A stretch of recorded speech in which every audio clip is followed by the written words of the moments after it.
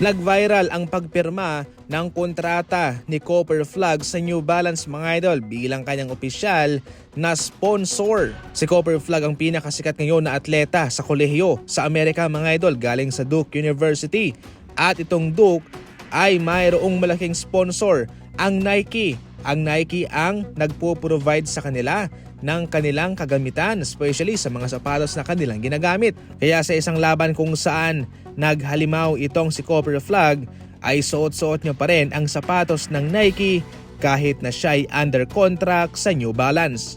Bilang isang profesional na malalaro ay sinusunod lamang ni Cooper Flag ang command ng kanyang university. Siyempre, main sponsor nila ang Nike kaya wala siyang choice kundi isuot ang mga sapatos nito.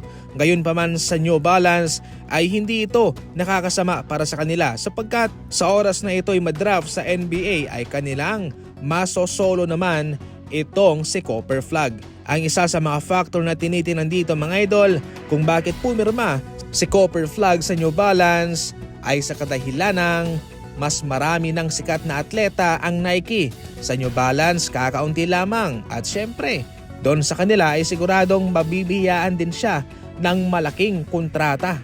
Sa ngayon, heto ang mga notable NBA player under sa New Balance: DeJounte Murray, Therese Maxey, Darius Garland, Jamal Murray, and Kawhi Leonard.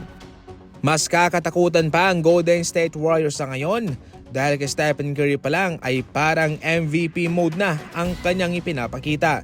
Sa kanyang huling tatlong mga laban, siya ay nakapuntos ng 52 points, mayroong 12 3-pointer, mayroong 37 points at sa pinakalatest laban sa Nuggets, 36 points and 7 3-pointer. Maliban dyan mga idol, ay nag-step up na rin si Brandon Podziemski at itong si Jimmy Butler.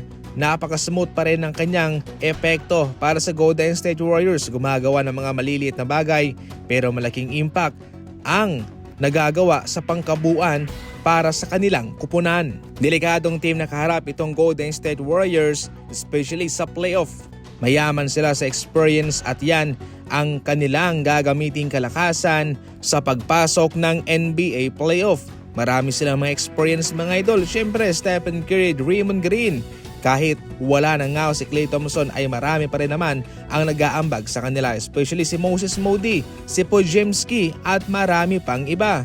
Actually, since 2022 NBA season, ang Golden State Warriors ay mayroong 22 wins and 13 losses sa playoff mga idol. Ang mga numerong kinakamala sa ngayon ni Stephen Curry ay isang magandang pangitain rin para sa kanila na ito'y magsisilbing advantage para sa Golden State Warriors sa kanilang kampanya sapagkat dahil dito ay mas malaking spacing ang kanilang makukuha galing kay Stephen Curry. Therefore, maraming mga teammates niya ang maiiwanan sa loob ng court dahil marami ang kanyang bantay. So yan lang muna sa ngayon ang ating mga balitang basketball. Maraming salamat po sa panonood.